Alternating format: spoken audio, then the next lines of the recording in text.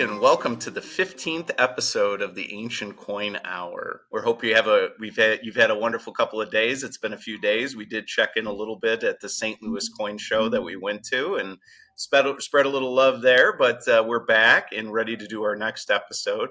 And on this episode, we have Kyle Bollen. He's a special guest for us because he's also in the same business that we're in, and he does coin podcasts. So we wanted to introduce you to another one that we think is fantastic and worth listening to about a subject that's probably not the top of people's minds when they start collecting. We're gonna focus heavy on Byzantine coins this conversation. That's Kyle's expertise. He did start out as an American collector, but like most of us, the Americans are just a gateway drug to something serious and heavier, and that's how we end up with ancient coins. So that being said, Kyle, longtime coin collector, Byzantine Coin Podcast expert, hosts the Byzantine Coin Podcast on YouTube, so make sure to check it out. And without further ado, Kyle, welcome to the show. It's great to have you. Yeah, super awesome to be here, Dean. Thank you. Thanks, guys. I've been a big fan of your podcast for a long time. Excellent. And so, Kyle, you gave us a little bit of a background about what you do, and so just tell us a little bit about yourself and how you got into your Byzantine coin hobby. I sort of fell into it, to be honest. I've always been a history guy, and I was a coin collector when I was a kid. And I can remember in high school they never really talked about the Byzantine Empire, and it was more of a Western civilization focus that had written that part of history out. When I got to college, I took a class on the Dark Ages, and 3/4 of it was about the Byzantine Empire. And I had this great professor, and he talked about how Rome actually fell in 1453 and continued on through the Middle Ages. And one of the other things he said was the solidus was like the dollar of the ancient and medieval world. And I was really taken by both of those facts because I had no idea about any of that. And I started to do some research, and I got into the history part of it. And that was sort of the seed that was planted. And I got back into coins in my late 30s when I started to have a family and got into U.S. coins, and then ancient coins. I enjoyed those more. And I was just sort of buying things, though. I didn't really have a strategy, and I realized, resources are finite, and I should probably put some focus together on something. So I liked the history, I liked learning about it, and started to focus on Byzantine coins. And what was it about? So the professor himself, and actually I have a similar story myself. My dad grew up or he taught me a lot about history or shared with me, so I got a lot of interest in it, but really a history of Western civilization teacher that I had in college really kind of spoke to me, and I had a great, refresher of interest in history because of it. Yeah. And it's good to hear that you had the same thing, same exact thing. Yeah. Bell went off, and so how did you kind of jumped in with both feet, and then as you've been progressing, tell us about what you kind of look for now and what interests you now as a collector. So I like Byzantine gold. I'm starting to try my hand at the bronze pieces as well, because there's a very dedicated community to bronze collecting as well. What I look for in a coin right now is style above all, and then rarity. I also like things with provenance that might not be listed. So I like doing provenance research. It's sort of how I relax at night. Other people watch TV and or do whatever, and I'm looking at old catalogs, and that's what I like to do. I've actually photographed most of the catalogs on my phone now, so I can look at it on my phone and not have to worry about digging out books and everything else like that. So there's no shame in that. We all do that. And then, I think that when I look at a coin and I buy a coin now, I think ultimately it's because I can tell a better story than the person selling it. And whether it's the provenance, whether it's the rarity, whether it's been miscatalogued. So that's typically how I focus my resources now. So it's paid off pretty well. And have you found any coins that you've bought that you found like really old provenances or anything like that about? Yeah, I have two that have provenances to the 1600s. actually. Wow. Yeah. Wow. Tell us The a little bit about those and how you discovered that. Yeah, so there's a famous auction. It was one of the first famous Byzantine auctions, and it was, I think, called the collection of a foreign prince, and it was Prince Michael Cantacuzene Count Sperinsky. He was a Russian general, and when the Bolsheviks took over Russia, he jammed out of Russia with anything portable wealth-wise he had, and his Byzantine coin collection had been put together by his ancestors in the 1600s, and that's how it's advertised in the sale. So the sale is from 1923, I think, and so there's been a couple of times where I've seen coins in auctions, and I've been able to look at the plates, and I'm like, yep, that's the same coin, and then it's weapons free on the bidding. Oh, wow. That's pretty awesome. So going back to just the Byzantine coin types, if I was a brand new Byzantine coin collector and I was approaching this, say I wanted to get into Byzantine gold because gold is cool. Gold is also going up in price too. It is. My goodness. I don't know if you've noticed that lately, but yeah. So if I was jumping into this, where would I start? Like, what are the most popular types, I guess? Or where would you start if I was a new collector in this? Yeah, so I think people like to buy the history they know, right? So I think that if you were interested in the history, I think you should start looking at a general history of different Byzantine emperors. A really easy way to do this, and nobody really promotes Wikipedia, but it's a great sort of starting point to go from emperor to emperor and figure out what's fascinating to you. There are certainly more common emperors out there that you can get quote unquote affordably. Some of them, not much more than the spot price of gold that, depending on the condition, right? Wow. So I think that starting there is probably the best place to start.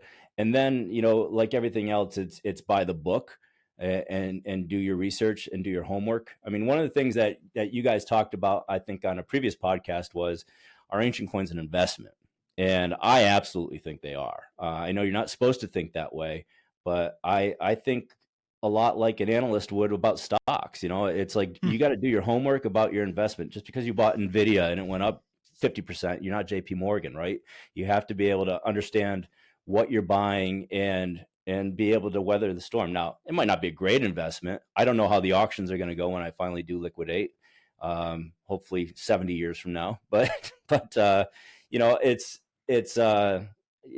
to think in terms of it as an investment too. So I think there's great coins out there, and I also think one of the first things I said in my podcast was Byzantine coins are the Rodney Dangerfield of the ancient world. They just don't get any respect, right?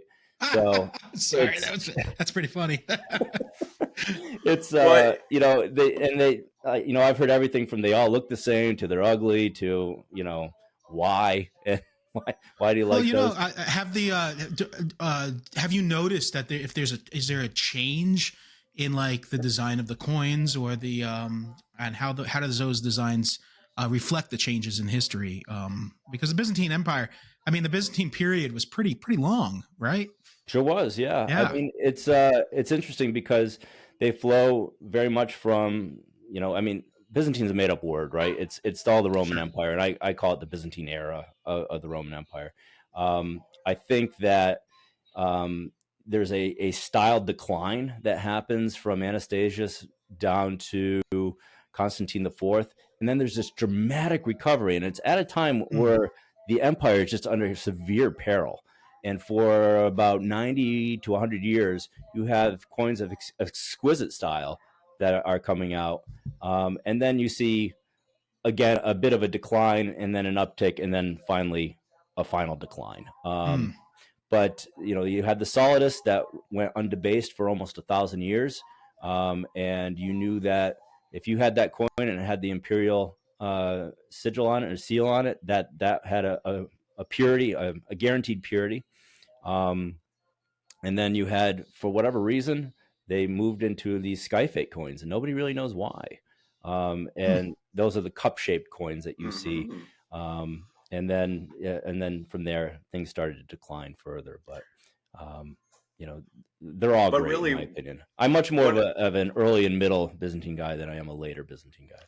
But really, one of the, like you said, doesn't get respect, probably, is undervalued. There's a Yeah. lot to really like about Byzantine coins and the history, quite frankly. From my perspective as a starter, when I first started collecting, my first collection that I put together with ancient coins was from Anastasius to Justinian II, and I just Yeah. had all of the bronze. And you can do that, and it'd be very affordable. And the real satisfying thing about the bronzes is particularly, up to through Justinian and stuff, is some of them come as big as 40 millimeters or 38 millimeters. So they're huge and very. Artwork isn't Greek, it's not Hellenistic, it's not anything, but generally it's the emperor and their wife or the emperor themselves, Right. and on the reverse is some designation about the coin. But there is a lot to like, and then every one of these emperors have a fantastic story to marry with the history. So it really is for me, a fantastic area to not only start out but really learn about ancient coins, and then, like Kyle has done, take it to the next level and really get into some of the things that are worth talking about on your podcast. What was the impetus behind you starting your podcast, Kyle? I love your podcast. I love Aaron's podcast. I just wanted to talk about Byzantine coins, and I was looking for content around that, and I just found it sort of wanting. And it's a niche area, and I get that, right? I mean, if I wanted to get famous on a podcast, I'd talk about UFOs or something like that, right? I mean, I don't expect that I'll ever have a broad listener base, but for me, it's more just I like talking about it, and I like-minded people who like the same kind of thing. So that's sort of the driver of it. Um, and hopefully I could get to learn some things too as I go along, because I feel like as much as I feel like I know, there's so much I don't. And it's one thing I've found with ancient coins. It's definitely a community, and it takes a community on identifying coins and fakes and everything else, right? So that was sort of my driver on it. How about you guys? I mean, was that sort of the same thing? I looked out into the void and I didn't see anything. Yeah. And that's what was the driver. I couldn't really get any. Aaron had just started out, and I didn't know what he was doing with that going forward. We just wanted an avenue in which people could discuss this stuff, because it just seems like there is no real avenue. Yeah. And that's why I was like, we got to talk about this. It seems like all of ancient coins are kind of siloed. And, in order to know about this, you have to know this person. You have to know about this. You have to know about this person. And for us, it was really kind of, how do we connect all of those people to everyone? Let's unravel the mystery. Yeah, that's right. Yeah, the Exactly mystery of right. ancient coins. And hopefully people can listen to my podcast and your podcast, gain some insights, and it's a little bit less of a question mark for them as they move forward on their journey, right? Mm-hmm. Tell us about your favorite Byzantine coin. I mean, that's what I really want to hear more about. What coins you love? It's a tough one. I have to say there's a couple that I really love. I have a solidus of Constantine IV that's in very exquisite style, and there's maybe 3 of the type known, 1 in Dumbarton Oaks and 2 in private hands. This is one of them. Constantine IV, you said? Yeah. I mean, it's not a perfect coin by any means, but it just from a style perspective, it's a stunning portraiture, and you're thinking it's like 681 AD, and the whole world is considered in the Dark Ages, and they're creating these masterpieces on little discs of metal, right? And the same die engravers that were doing that moved on to his son Justinian II, and made the first portrait of Christ on a coin, and again with exquisite dies. I mean, just beautiful. So I would say that's probably my favorite one. I have some others too that I really love. I was going to say I actually I don't have too many Byzantine coins in my collection, but I do have one gold Constantine IV solidus that's in that it's quote unquote. I mean, I think Sear calls it a fine style. He does, yeah. Would it be the same type? Is that what you're talking about? It would Or be similar. It would be a similar type. Mhm. There's a couple different die types that Okay. are in that fine style. Sear only, I think it's 1157, Yep, and that's exactly what it is. Sear doesn't really break up the different dies as like Dumbarton Oaks does. Ah, Dumbarton Oaks is, I think, goes from 12 to 14 and 12A, 12A.1, 12A.2. I mean, so they really break up what those die types look like. so we've said we've just mentioned people like Sear and Dumbarton Oaks. Can you tell us exactly what those are and what those references are Yeah, sure. for, So folks who might not know? David Sear wrote the Handbook in Byzantine Coins. I think it was published in 1987. Is the latest version, I think. In episode 2 of my podcast, I talked about all the different reference works that were out there. Dumbarton Oaks is a museum, and they have a 4-volume catalog, and there's multiple issues in each volumes of their collection, and also the Whitmore collection, which was owned by Harvard. And I think Dumbarton Oaks is owned by Harvard, but some of the collection is in Dumbarton Oaks in Georgetown, outside of Washington, D.C., in that museum. And then the rest of the collection is at the Fogg Museum in Harvard. And so those are the two of the main standard references. And then the third would be MIB. It's Monetaria Imperii Byzantini or something along those lines. But it's the acronym is MIB, and Okay. that's a German work by Hahn, and that goes from Anastasius to Leo III. And so those are really the 3 main reference works out there, and there's other works as well. What are some of the I know that there's just like with regular Roman or Greeks, there's Holy Grail coins that Yeah. people always talk about and get excited about, and I certainly know a few. But in the Byzantine world or the Eastern Roman world, depending on how you look at it, which are the kind of the highlight coins that people love and have to have, even if they can't afford them? Yeah, I mean, there's a bunch of them, and I like to call them trophy coins, right? And uh, I think in terms of coins, is there's trophy coins, and then there's vanity coins, right? Ones that you're purchasing that you're probably not going to make money on, but you want them to make your collection awesome, right? And but trophy coins are the ones that I feel like I could never afford. But they're out there. One of the things I talked about was I think the most expensive ancient coin was $5 million. Was it the Pentapican? Something along those lines, right? The most expensive Byzantine coin was $180,000. So, and there's some rarities out there for sure. For me, there are a couple usurpers that issued coins that are super rare. One is Artavastos. Typically, you would see them go between $20,000 and $40,000 for a solidus. There's Mazizius, which was a usurper in Sicily that, well, I guess I don't know if he was responsible for Constance II's murder, but certainly was raised up as emperor in Sicily after the fact. His coins are incredibly rare. Typically, the solidi are like $40,000 or $50,000. There's the Zoe and Theodora one that's the most expensive one out there, and that's been in the Hunt collection, as and many others as well. There's I think there's one with Justinian and Justin II that just recently sold at CNG for over $100,000. So there's a lot of rarities out there. But yeah, I'd like to own them all, but realistically, that's not going to happen.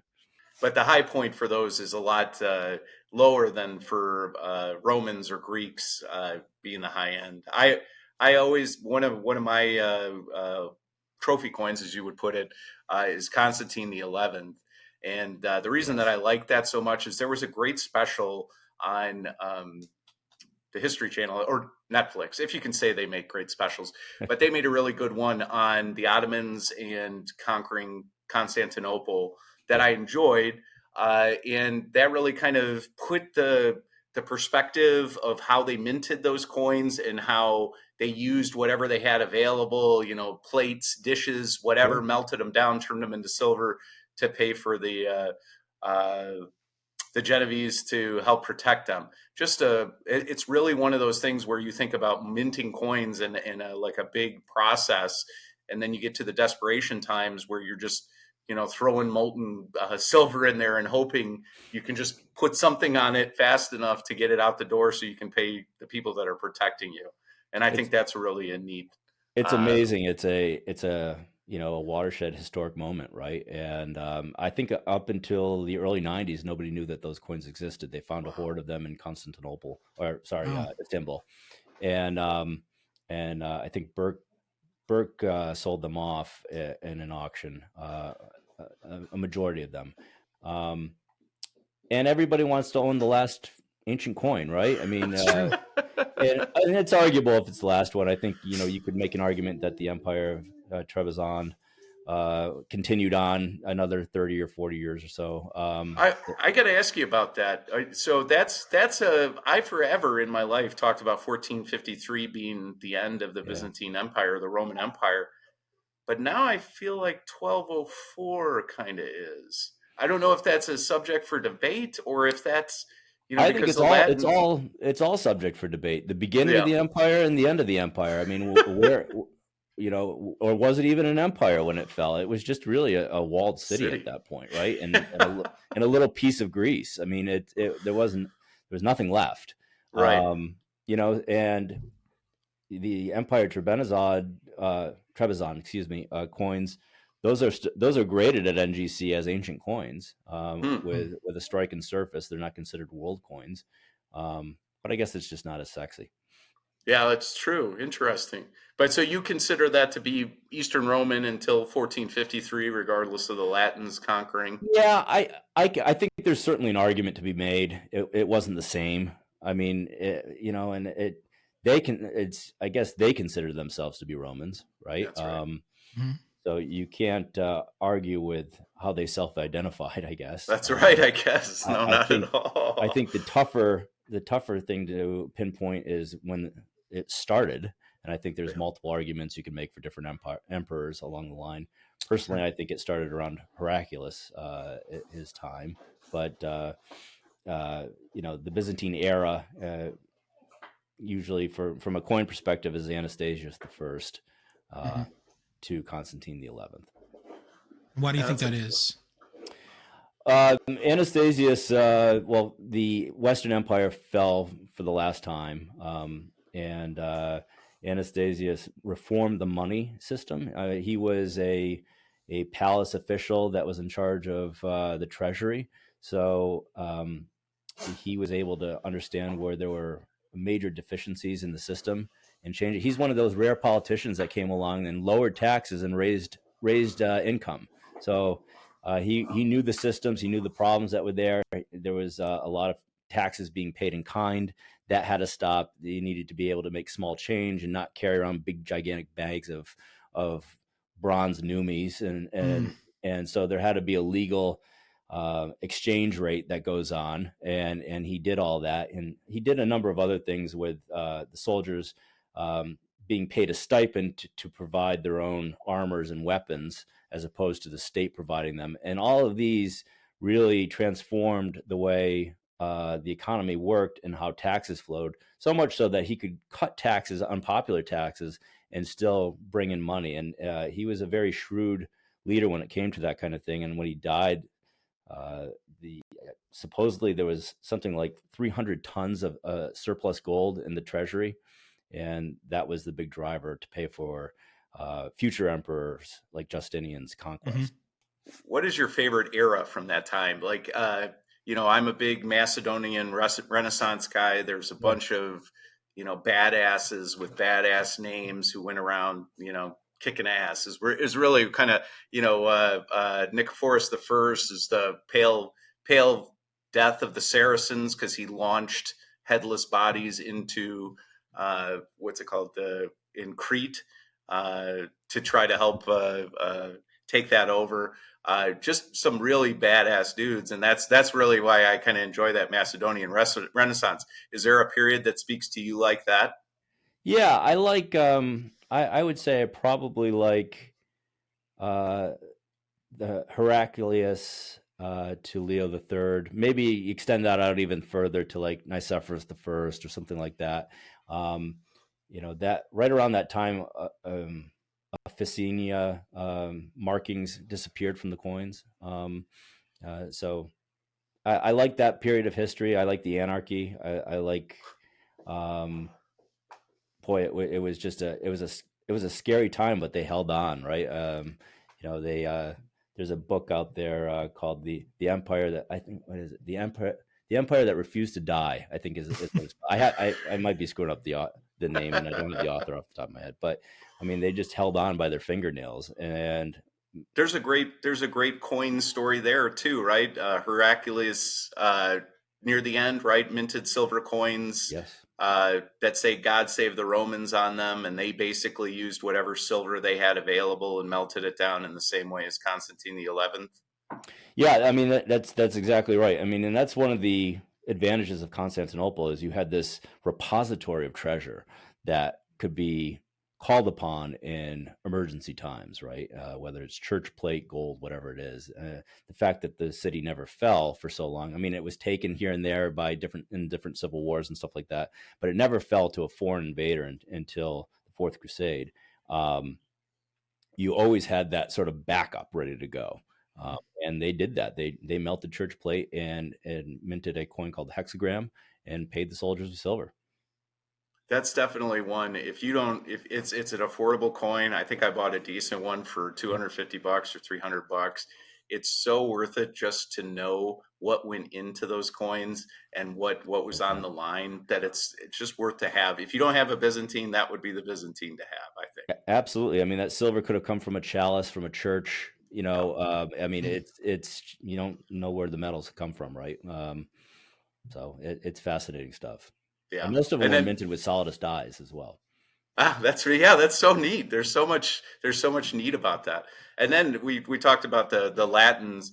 The Kings and Generals, one of the YouTube channels, does a fantastic video series on the Fourth Crusade, and they really kind of go into detail about some of the beautiful treasures that were lost or melted down for bronze. Yep. And it really great detail about some of the treasures that had been either moved or melted down, probably in one of the saddest things that ever happened. I mean, if you go to Venice now, I mean, you see a lot of the treasures on display there that all come from Constantinople. And I'm a big fan of the history of Byzantium podcast, and I think that's a tremendous asset if your listeners are looking for a good one. But one of the things that they had mentioned is that the Latin occupation happened over 70 years or so. So it wasn't the sacking of the city where they just took everything. That process happened gradually over time as Latin emperors needed money, right, and needed to pay for certain things. So, yeah, what a difference. Have you actually ever been to Istanbul, or is that something that you're interested in going to? I would love to go. I haven't been to Istanbul, and I have been to Rome, but it's tough. It's tough with the commitments of having a family and kids and stuff. There's definitely there's avenues to go. It's just it's not as straightforward as going to Rome or something like that. But it's still it's a major hub.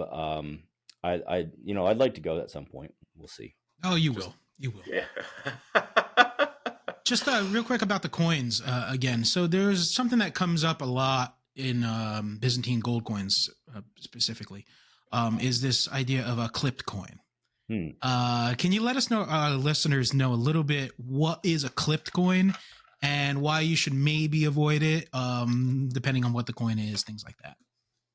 So don't get me started on this. I despise that notation. Do you?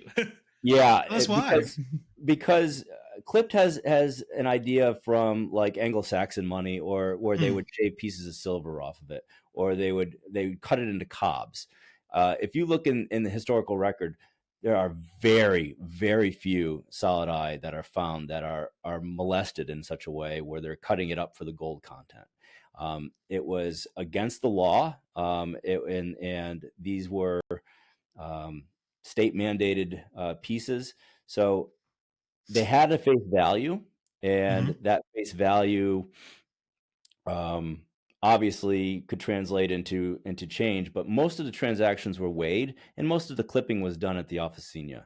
I mean, the only reason that you would clip a coin is to get some gold, but then what are you going to do with the gold? I mean, if you have to melt it down, somebody's going to know about it, and or you could clip it down to make jewelry, which the Byzantines did quite a bit of. But for the most part, the flans were prepared at the officina, or that's essentially the mint, and they would say, okay, we have to come up with 20,000 gold coins to pay X, and it has to be at a weight distribution between 4.3 and 4.5 grams. Really, what they're guaranteeing is the purity of the gold. So, yeah, sure, I'm sure some of the clipping that happened was done by people, but the majority of it was done at the actual mint. So it wasn't the connotation that it's clipped. It leads you to think that somebody shaved a big piece off of it and ruined the coin, where most times it was done at the mint. It's usually like within like a tenth of a gram or something like that. Usually. Yeah, I mean, you'll see coins and the full coin is there, full legends are there, and they're calling it clipped, and even sometimes full weight. Really? And they're calling it clipped. Because usually, what is it? 4.4, I believe, right? Is kind of like the mark. Yeah. So originally it was 4.5, and between 4.4 and 4.5 was full weight. In the West, the weight standard was a little bit less. So it was typically around 4 in the West.